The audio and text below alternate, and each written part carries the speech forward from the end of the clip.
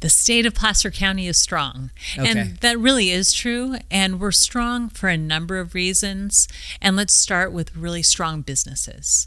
And any community is successful when you have strong businesses. So the work that you're doing, when we talk about how a community is successful, when you have strong businesses, when you have jobs, when you've got strong nonprofits all working together, that's what makes a community strong. In Placer County, because we have good businesses, we've got a strong property tax base, which means then we have the money to invest in services for our community. Yes, this is the Mark Haney Show on a mission to ignite the entrepreneurial revolution right here in the hometown we love. And we do that by building the Backyard Advantage, which is really becoming the most connected community in the world for local entrepreneurs. And it's based upon this culture of love, right? Helping one another, helping our fellow Sacramentan, helping our fellow entrepreneur, and just helping the small business community. So that's why we started the show 10 years ago. And so we just wrapped up like our 10-year anniversary show, and I was talking to Bonnie Gore, who is a supervisor here in Placer County, and I realized she's never been on our show before, and I was like, oh my gosh, I've done so many shows, I didn't even remember. She said, I don't think I've been on your show, Mark. I'm like, well, you are here today, so welcome to the show, Bonnie. Thank you, Mark. It is great to be here. You know, you're saving the better for later. Yeah, it's for sure. And so we have, it's weird how you do so many shows, and I've known you and talked to you, and just like, of course, you've been on my show because I've had different people from the cities and counties and all that on my show in the past. So I'm surprised we finally got you. So anyway, here you are. So I have a few things that I was going to bring up today, but as you were walking into my office, you mentioned the state of the city at the city of Roseville and Krista Bernasconi and all the great things at Denios and things like that. So as I think about Placer County, which has got Roseville, Rockland, Loomis, and a number of small towns around Sacramento, maybe just give us your perspective on where is the state of Placer County. So if we were doing the state of the county, what would we be talking about? The state of Placer County is strong. Okay. And that really is true. And we're strong for a number of reasons. And let's start with really strong businesses. And any community is successful when you have strong businesses. So the work that you're doing, when we talk about how a community is successful, when you have strong businesses, when you have jobs, when you've got strong nonprofits all working together, that's what makes a community strong.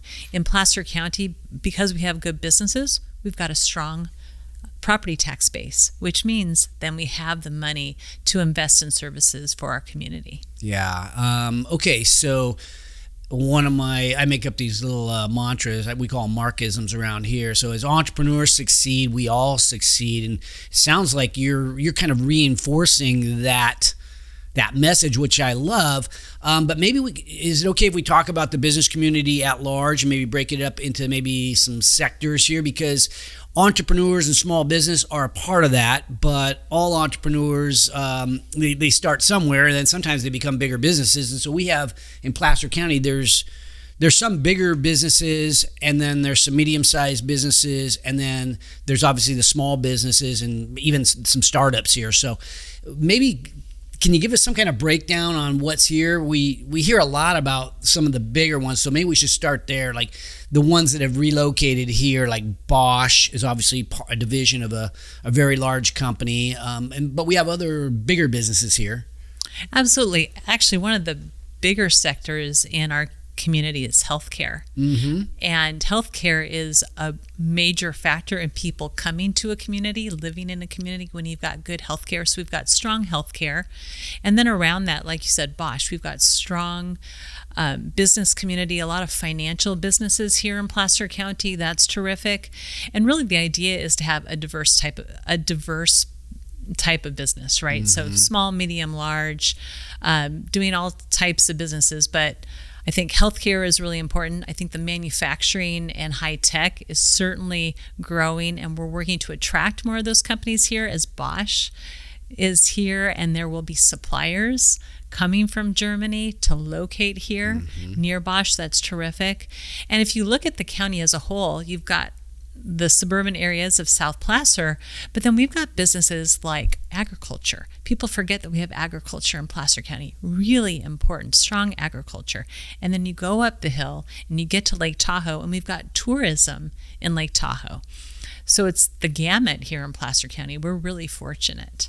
Yeah, it really is a cool place to live, and obviously, I think my listeners know I've had my businesses here over the years, different businesses, and now it's predominantly the Growth Factory and some other things that we do here. But it is really a nice community, is what I would say. It's a great place to raise a family. We were talking about the American Dream the other day, and what are the different components of the American Dream, and one of them is having a house where you feel safe and secure, and it's close to opportunity, it's close to work. The other thing was, is it close to healthcare? Can I, is where I'm living close to healthcare so that I can go to the doctor if I'm sick? And then the third part of it was schools. Am I feeling like I'm going to get a good education if I'm living in this community? Is that part of what ties the American Dream together? And I would say yes. And I'm impressed with the schools in Placer County, but I really don't know the ranking. Like, do you have a sense as to like how we stack up? Maybe talk about maybe K through 12, and then I know we have some higher education here as well. We've got great schools in Placer County, and to your point, it is definitely a reason people move here to the Roseville area, because we've got great schools. They rank consistently high on all the metrics, and we're some of the best in the state, which is terrific. And people come here for that. And then we also have higher education. We have a terrific community college. Sierra Community College is great. They do an excellent job. And what I love is they are partnering with our business community, which is so important, because one of the challenges with businesses right now, finding qualified people to work in jobs. Certainly a challenge. And so through the Chamber of Commerce, we've had the Roseville Area Chamber of Commerce work with our local businesses and say, what do you need? They've worked with our healthcare industry and said, what do you need? We need folks who can be medical techs and who can be radiation techs, radiology techs. And they're partnering with the community colleges, and now we've got programs in the colleges to educate people for those jobs. That's exactly what we need. Sierra College is doing that with Bosch, working with people to get them ready for those jobs. They're working with the veteran community to get people ready for jobs, high-skilled jobs at Bosch. And that's tremendous. So we've got great K through 12. We've got Sierra College, and then we've also got a four-year university, Jessup University, and Sacramento State is coming, which is very exciting. Yeah, for sure. Okay, so I'm going to take a minute to pitch this idea to you that just came to me as I reference something you mentioned here on veterans. You may or may not know, I think my audience might know if you've been listening every time on the show, I'll talk about veterans and what we do as an organization for veterans. We have something called Allegiant Vets, and we help military service members as they're getting out of the military, that last 3, 6, 9 months of their commitment to the United States and to the military. We help them go through a transitionary process with the goal of getting them to land on the right foot when they get out. And oftentimes that's a job. We help create a lot of jobs, and I think we have the largest program in the country for this skill bridge. We have had, I think, 20,000 graduates from our program over the last couple of years. And so I pitched this idea a little bit to a few people around town, thinking about what would be good for Sacramento, what would be good for Placer County. Here's my idea, and I've been talking to my son Marcus, who runs Allegiant, and that is, the people that are in our program, we have over 1,000 at all times in our program, and they are trying to decide. They're at that very impressionable time, like, what am I going to do when I get out, right? They don't even know a lot of times how to work LinkedIn, or they're learning, like, what's it going to be to like reinvent myself and stuff. why not get them to come to Placer County? Why not get them to come to Sacramento? Why not create a red carpet scenario where we laid out the easy transition to come here? These guys would make great law enforcement. They'll be good in medical tech. They can learn manufacturing jobs, right? There's a really... they've got a lot of skills and commitment and hard work, and they're still young enough to create that second career. If they came to our region, it would improve our region. It'd be a great part of our workforce. I'm with you. I'm in 100%. I agree 100%. And we have so many opportunities for our veterans through Sierra College, the Veterans Center. We've got a wonderful Veterans Resource Center here in Placer County. So great services there. And like you said, we've got training for them. So medical techs and folks to work in manufacturing. Let's do it. I'm with you 100%. We have this enormous asset. We have this asset, right? This community that we have of 20,000 people and 1,500 at a time in our program at all times who are impressionable. We could, if we had a recruitment package for someone to relocate here and job opportunities sort of waiting, or training opportunities waiting for them for that progression, I just think that we could have them rolling in here. And I mean, it might take some cooperation with some of these larger employers, the larger, the Sierra Colleges and the Jessups, maybe some of the different municipalities around the region, to say, okay, why don't collectively we put together this recruitment effort, and my organization is right in the perfect position to sell it. Yeah. So anyway. This is a community that completely supports our veterans, and we're a welcoming community. Yeah. So what better place? Yeah. I'd love to have veterans from all over the country come live here in Placer County. Oh, that's great. Well, for sure that we have people from like Beale and Travis and some of the ones that are, I mean, it's an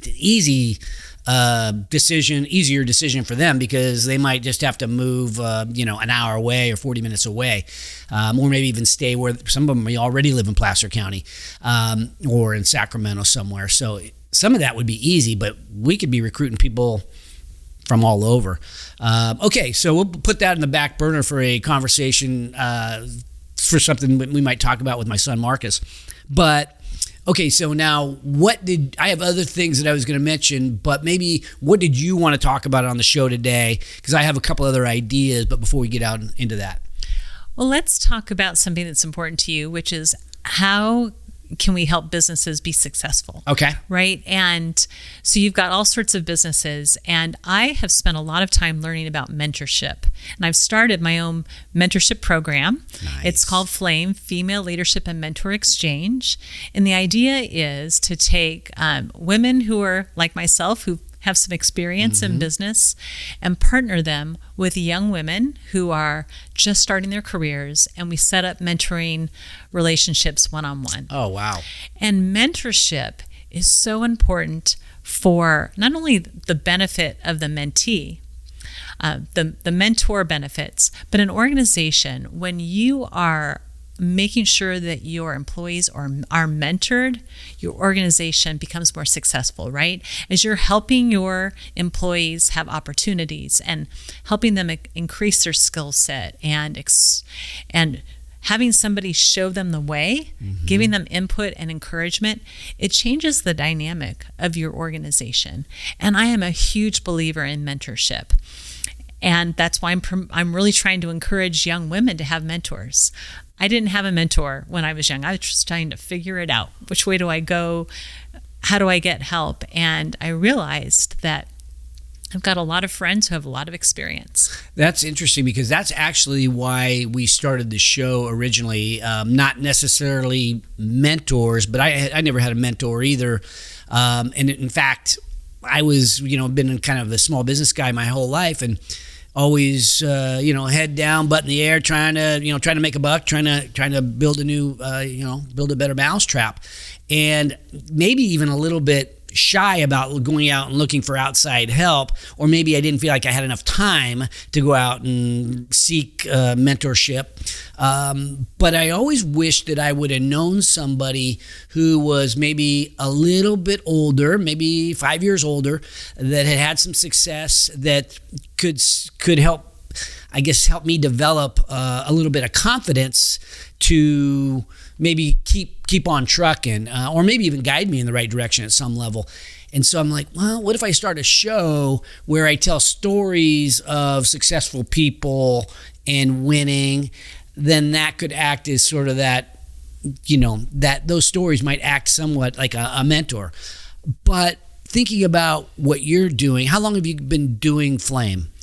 Started in 2019, and we are now in my 5th group of cohorts of mentors. Would you mind walking me through the process? Like what happens do I get paired up one-on-one? Right. So I look to recruit women who have experience in business, usually women whose kids have flown the coop, gone off to college, and they've got some additional time and they've got great skills, right? We've worked in the business, whether it's engineering or PR, healthcare.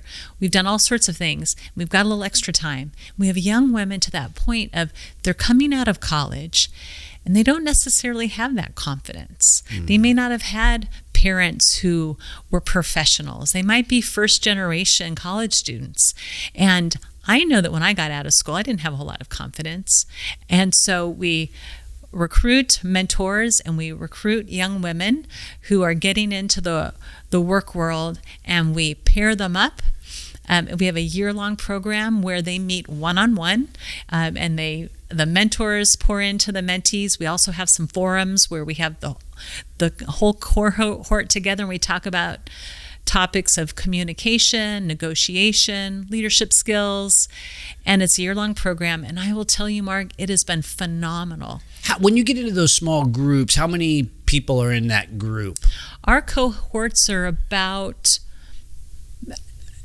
10 to 15 mentor matches. Interesting. So about so that group would come together. Because what I've seen almost like some magic happen when you get into these small groups and you have idea sharing, or maybe even people becoming vulnerable. Like I'm thinking about like life balance for a woman who might have kids or younger kids, and she's trying to keep it all together and make a living, and just kind of like some these camaraderie building or whatever, so that they don't feel so alone. Absolutely. So it can be topics like that. It can be topics like, yes, you can ask for a raise. Oh. Yes, you can say, hey, boss, let me do this. I'd like to do this. I want more opportunity. Really coaching our young women about you can go after it, but let's help you figure out how to do it, right? You don't just blow it all up, but you figure out how do you appropriately communicate to your boss what you're looking for? How do you work with your colleagues? How do you find other ways to demonstrate your abilities?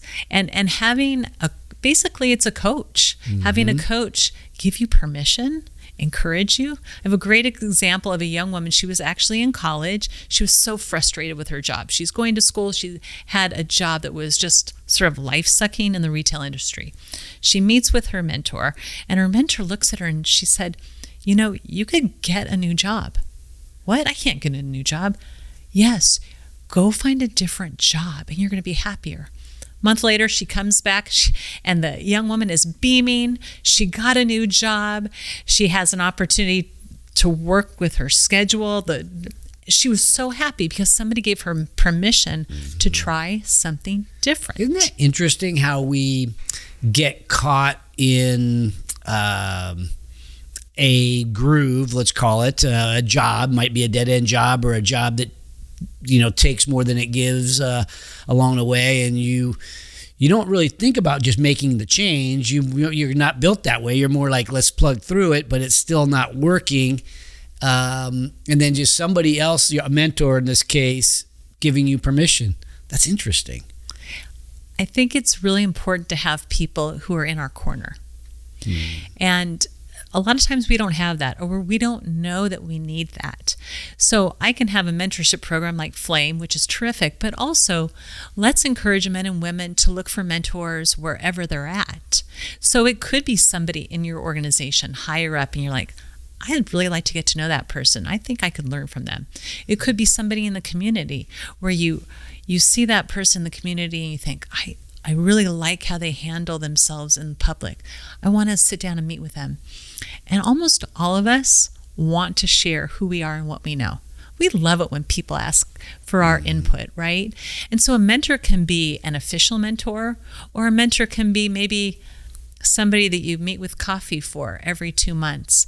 But having somebody give feedback, somebody who has your back, someone who will advocate for you, whether it's in your organization or from the outside, I think that can be life-changing for people. And I think we have to really encourage folks to find someone who will get behind them and give them that extra boost of self-confidence. Yeah, you mentioned confidence. It can be really fragile because, I mean, somebody, you get around one person and they may be the type of person that can easily bring you down. They might know your, I don't know, how to push your buttons to bring you down, or they don't know you very well and they just are the type of person that kind of brings you down.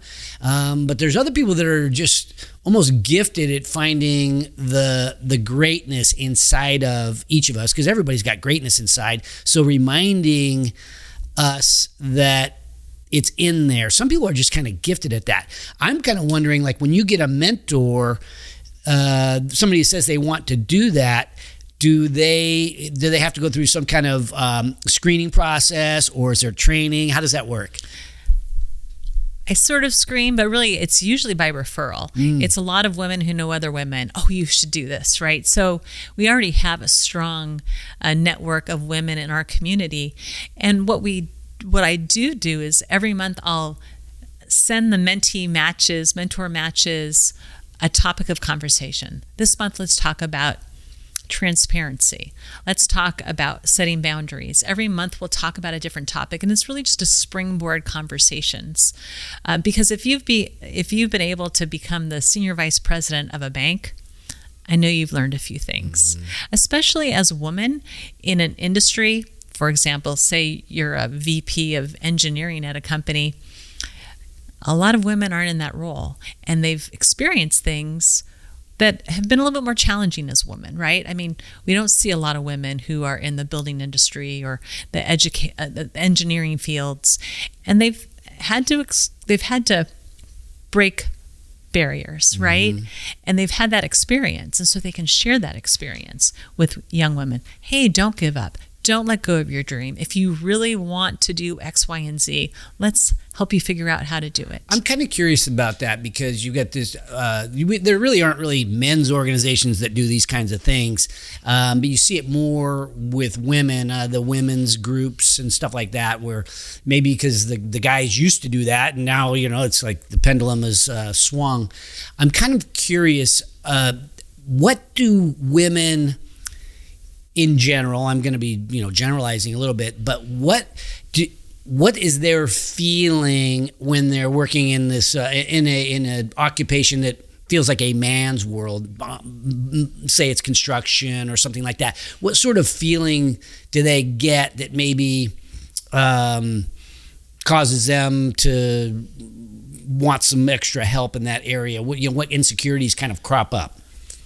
Well, I'll first say, things have changed a lot in 20, 25 years.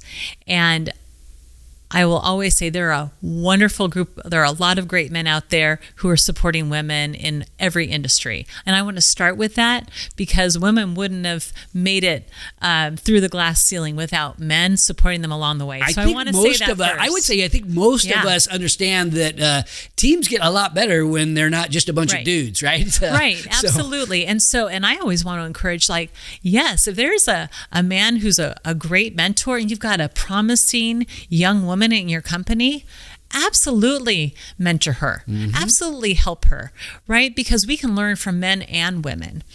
I just have found that there are a lot of women who are professionals, who they themselves have forgotten that they've got a lot to offer and give back to the next generation. So I think mentorship is for everyone, but I really love seeing women who are my age, who we didn't have mentors. Our moms were busy breaking the glass ceiling. I'm just saying, right? Our moms were out there doing different jobs that they weren't allowed to do previously, right? It used to be, you had to be a secretary, a teacher, and a nurse. Those were the options for my mom. I had every option available to me, and so does this next generation. But now that my friends have said, hey, kids, you're off to college, they've got time to reinvest in young people. What are you seeing in the generation that's the up-and-comers right now? Let's say the college student age, somebody who's in their early 20s. Is this a group of people that is as ambitious as let's call it your generation, or have you seen a drop off in what matters to them, or not a drop off, a change in what matters to them? I think they want to be as successful as you or I, absolutely. I think COVID was a huge disservice for them because in-person communication, picking up the telephone and calling, showing up to meetings where you network and connect, that is a little bit foreign to them. Interesting. And so we have had to teach these young women, like, yes, don't just stand behind your screen. Show up to that young professional networking group. Show up to the meetings at work. Be present, because people will remember you, and networking is still invaluable. One-on-one communication, meeting one another is still invaluable in our careers. And so I think that's an area where we need to encourage the next generation, because they prefer being on a screen. That's comfortable. You don't have to risk as much. And just to let you know, men and women, that being on a screen job, probably not going to be here in 5 years, right? Only a few of those jobs are going to be, AI is changing the admin person. His and her world is going to get rocked over the next 5 years. I think in a good way. They'll have a more, the people who are good face-to-face with people and can drive the top line or the bottom line in some way that's impactful to their organization. They're going to have great jobs, and there's going to be plenty of opportunity with what's coming. But the admin jobs of today, I'd say a decent percentage of those they're at risk. And are you? Maybe you don't agree with that. I'm in the tech space, so I see jobs getting changed all the time, where people are making huge investments into technology in order to streamline workforces, so they can let people go. It's not about cost cutting; it's about reallocating them so they're more valuable. Right. And so, what is that valuable skill that we as humans have? Communication, interaction, speaking, listening, brainstorming, working with one another. That makes all the difference. That's what makes people more successful. Because you're right, if AI takes over the coding and the back end stuff and the data analysis and all of that, then we can take that and utilize that, exactly. Right? But it means that we have to educate this next generation with these softer skills, which are really critical. Oh, they're like, if I'm talking to one of my grandkids right now, get a job in the trade. Well, obviously you could be an AI engineer or something like that. It's probably going to be important for a long time, but the jobs in the trades are going to be really needed as we build out factories and we build out the AI infrastructure and all the different things that the grid, if you will. We need welders and trade. We need blue collars. There's going to be a huge multi-million person shortage on trade jobs. So women, if you're out there thinking about, would I want to break into that world? Well, you could be utilized in a great way. Don't be afraid to go learn how to be a plumber or a welder or a supervisor in that realm, because there's a shortage. Right. And if you've got great communication skills and leadership skills, then you parlay that job as a plumber or as an electrician into a project manager and ultimately running the organization. Yeah. Maybe you become an entrepreneur. You own your own plumbing company. Come see me. But with that said, I'm kind of curious. So in Flame, you've got the mentor and the mentee, and in every, I'll call it a platform, sometimes you've got more of one, more mentors or more mentees. Is it, how do you balance that? Is there like more demand for mentors or more demand for mentees? Somehow we make it work. Okay. And if I've got an extra mentee and not enough mentors, I pick up my phone and make a phone call and make sure that every young woman has an opportunity to get matched up. And it's really been so much fun. I will tell you, one of my favorite stories is that we've learned that women don't typically know how to ask or negotiate. I think men they grow up going after what they want, and they're encouraged to go after it and ask for more in general. Mm-hmm. And young women are like, oh, just be happy with what you got. Oh, I got a job. That's great. How about you got a job and ask for more? Don't settle. Yeah. So ask for more. And here's a great example. So I had a young woman working for me, and somebody asked her to come work for him, and it was sort of out of the blue. And she did what we've been talking about a lot in Flame, which is ask for more. So she said, great, that sounds like a great opportunity. Can you do better? He comes back with $20,000 or more a year in her salary. Wow. $20,000. Think about the difference in her life and her family's life because she asked for more. Mm-hmm. And that means for the rest of her career, she will be making more money because her salary will always increase based on what she's made. Mm-hmm. Historically. Yeah, theoretically. Yeah. Right. So it's learning how to ask for more. That, to me, I hated losing her, but I loved seeing her success because she was empowered. Yeah. And I would say 100% ask. And I think if you do, with what I see now in the workforce, if you're in a growing company, if you're in a company that's moving in the right direction and you are the best performer in your division or in that organization, you're going to get recognized. And growing companies, they would rather hire from within than go get the high price free agent. So be the best in a growing company. And if your company's dying or sucking the life out of you, go to one that is growing and thriving, where they recognize what you bring to the table, and maybe you don't even have to ask, just to put forth a little bit of a contrarian view. Now, with that said,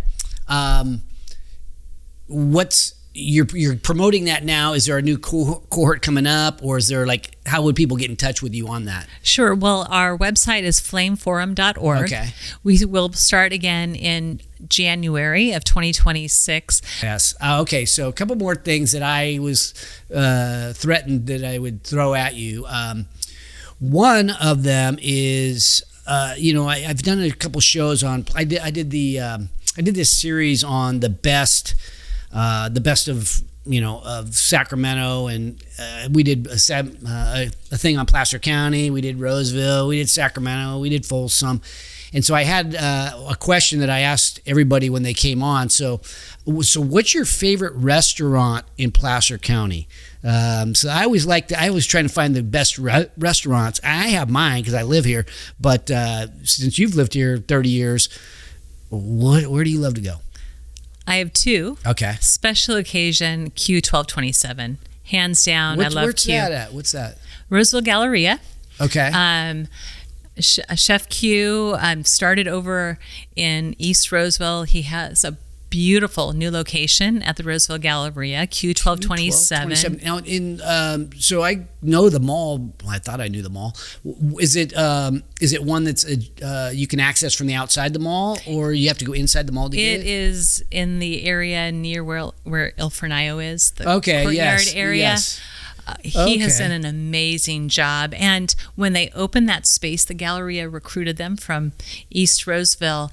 And his wife, Tamara, said, "This is our home. We're inviting people into our home. The food is delicious." You have to get dressed up to go there, kind of. You a little don't bit have nicer, to. but You don't kind have of, to. yeah. And then what kind of food is it? Gosh, sort of Southern food with a twist. Okay. Their seafood tower is delicious. Okay. They've got great food. I'll have to take my wife there for definitely. her birthday or something. Okay, that's a great. Okay, so Q1227. Yes. And it's independently owned. Yes, it is. I love that. Okay, so what's the second one? And the second one, my husband and I have been going to since we bought our home in Roseville. It is now Al's Place. It used to be Pete's on Foothills. Oh, yeah. And Junction. Yeah, it used to be one of those Pete's places. Yes, and I've now been it's there a bunch of Al's. times because we used to live over there, a long time ago. But okay, now it's called Al's. I haven't been in there in a while. Oh, and we've known Al since he started the business. And what I love about it is if I go in on a Friday evening early, I see half of Sun City there. Oh, that's awesome. Right, because it was at one time one of the few restaurants on the west side of town. I remember going in there and I would have like kids I used to coach in football coming up and waiting on me and stuff like that. And for anybody who's thinking about what kind of food is it, I have to assume it's still kind of like a Pete's where they've got burgers and pizza. And, great Italian food. Okay. Absolutely delicious. And what I love is the friendliness of the staff.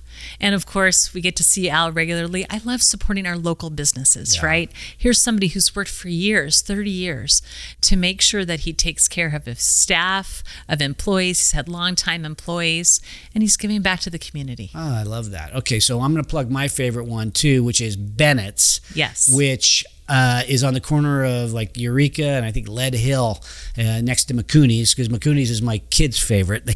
My kids and grandkids all love McCooney's, and we go to Bennett's a lot because I'm a good salesman. But we go to Bennett's a lot, and they've got every kind of food and a great bar. And for us, it's like Cheers. You go in and you know the people. So I love Bennett's, and Brian Bennett is a great guy and a local independent restaurateur. So. Okay, so the other one, I want to do a Placer County quiz. So I've lived here 62 years. I've lived here my whole life. You've lived here 30. So, but even I didn't know the answer to some of these questions. These are questions about Placer County and some of the cities in Placer County. So I asked ChatGPT to help me put together a quiz. Let's hope Chat is correct. Yes, yeah, exactly. Okay, so here's 5 questions. Let's see how you do, Miss Placer County. Okay. What does the word placer mean, and why was it chosen for the county's name? I think it means gold, but not really. And I knew this one because we own Placer TV. Okay, so. Tell me, Mark, because I think I know it, but yeah, it's a way of mining gold. So Placer County was started like in the 1850s, right around the time of the gold rush. Right. And because the American River's got a lot of gold in it, or it used to. I remember it was a kid. Still does. We used to go gold panning in the American River and come home with no gold dust, I guess is what we found. But so my dad always trained that into us because the name of our company was Placer TV. Well, thank you for helping me out, but I wanted to make you look good. Yeah, thank you. Well, that's sometimes very difficult to do. Okay, so this one I did not know, but before it was called Auburn, what gold rush name did the town go by? See, now I could answer the question if it was Roseville. Right, because Roseville used to be called Junction. Ooh, that's one of the questions on here. Oh, look at that, right? Because the junction of the rail yards. I did not know that till today. And I grew up in Roseville. I didn't know it was called Junction. I was like, I don't know, roses? I had no idea. Okay, yes, the railroad, and anybody who's watching, the railroad, it was, it came to Rockland and then moved to Roseville, and it's been like an economic boom for Roseville, and it was the junction. It was like the largest switching, I think, west of Chicago, or east, west of Chicago for a long time. It may still be. I have no idea. Well, actually, Union Pacific is the largest rail yard west of the Mississippi in the United States. Wow. Huge presence here in Roseville, and the number of goods that transverse our rail yards is a lot. Yes. But I don't know the answer of what Auburn used to be called. Okay, I didn't either. Probably nobody does. North Fork Dry Diggins or Woods Dry Diggins? Dry diggings. Now, I've heard that term. I've never heard that before. Okay. Okay, so this is one that I know, but I'm going to reframe it because I'm going to ask the question the way I know it. Okay, so what was the original name of Loomis? A hint, there's a little coffee shop got opened by Jessica Wink, who used to own Wink's Fitness, or still does. It was at 501 Vernon. Yes, right it's there that at little the corner. green coffee shop. Yes, it's kind of like high-end coffee type stuff, really cool. What's it called? I know what it's called. Called Miller's? Smithville. Smithville. That's the original name of Loomis, but it was founded by James Loomis. He was a saloon keeper and postmaster, so sounds like a fun job. Okay, so what U.S. political leader was honored when the town of Colfax was named or renamed in 1965? 1965. 1865. 1865. His name was Colfax. It was Schuyler Colfax. He was a Speaker of the House or something. Okay, last one.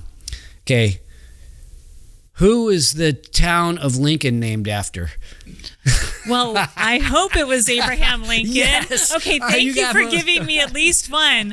Okay, so I'm not doing very well of upholding my title of Miss Placer County, but maybe if we asked more Roseville questions, I could be Miss Roseville. Could be Roseville. There you go. Okay. And that's the last one last subject. This one came as I was driving in here to do the show over to my office. I was listening to KFBK. And I know, this is not a political show, so I don't, if you want to talk about politics, that's up to you, but I don't really typically go, hey, here's my position on this or anything. But I heard there was a press conference on there by a member of a guy named Gallagher, who's part of the, state assembly or something like that. And he was talking about this idea that he's pushing forward about dividing California in half, where the inward part of California would be one state and then the coastal areas would be another state. And this seemed like, I've heard of these kind of things thrown around over the years and didn't really make much of it, but it was just on KFBK on my way in here and I'm like, how real is this? Have you heard anything about that? I heard about it when I was in the car this morning as well, and I thought, what am I hearing? I think what's so interesting is this is probably the first time a member of the state legislature has said people are really frustrated in California. And I think everyone wants to have their voices heard in some way. And the whole redistricting that's taking place, or the effort to redistrict California in an off cycle, ignoring the Independent Redistricting Commission, which I think is a benefit, right? Because everybody has their own ways they want to do things. But if you have an independent group who has redistricted the state, I think that's fair. It seems fair. It seems fair. And with this push to change it because of what's happening politically in the United States, people are frustrated. And they're really frustrated that it's politics that might get rid of your local congressman, right, and make these weird districts. And, I live in Roseville and I represent Placer County, right? It wouldn't affect you directly then with the way... Not our local supervisorial districts, but hey, we in Placer County, we look at things a little bit differently than people do in Napa, saying, right? We might have a different viewpoint of things. And it makes sense that you would have like-minded communities together so that you can have a representative that could speak on their behalf. Yeah. And you don't want to take all the power away, because I don't know what the breakdown for Republicans and Democrats are in California, but I feel like in the last election it went kind of like 60-40 for Kamala Harris versus Trump. It kind of feels like we have a decent percentage of Republicans, but if you silence every Republican, it's like, it seems a little it could even get even more lopsided. Right, and I think that's why Assemblyman Gallagher has said, hey, you know what? Maybe we just need to shake it all up. Mm-hmm. Is this a fight that, so you have to run for office. There's a political component. Typically when we're here in Placer County, and I've talked to a number of the mayors of Rockland and Roseville, and it's not left and right. It's more like school boards and zoning and things like that. It doesn't really have as much to do with national politics as maybe what kind of happens at the state. But how does it affect you in the way that you, I guess, do your job? Do you get called upon to take a stance on these things? Well, people will ask our input, but I look at it like this. If I have a congressman or a state senator or assemblyman who is advocating on our behalf, that's a win for our community. So, for example, Congressman Kiley was able to help usher in $22 million to help us expand southbound of Highway 65. That is tremendous. And he's our voice at the U.S. Capitol, and that helps us locally. So this whole redistricting would sort of, it would necessarily, it would make it harder for him to win his seat. Oh, okay. And he's done a great job representing people that are like him, right? And that's fine. You can have a different representative in Sacramento. That's okay. And I think that's the benefit. We all should have our voices heard. So I think with this idea of splitting the state in half, there's lots of times that people have talked about it. But in the state of California, I think people are getting a little bit more tired of not having their voices heard. Well, you see the amount of people that are leaving California. They're luckily coming to the Sacramento region in a nice way to make up for the people that are leaving because they're leaving because of California. But Sacramento is still a nice, attractive place for a lot of the reasons that we talked about today. But they're still leaving California, I think, overall, especially the big cities. So it's sad to see. I would think that some kind of change needs to happen, but the drawing the state in half is that's a big move. And so that's, I guess, Placer County, where we were at, would be part of the new state.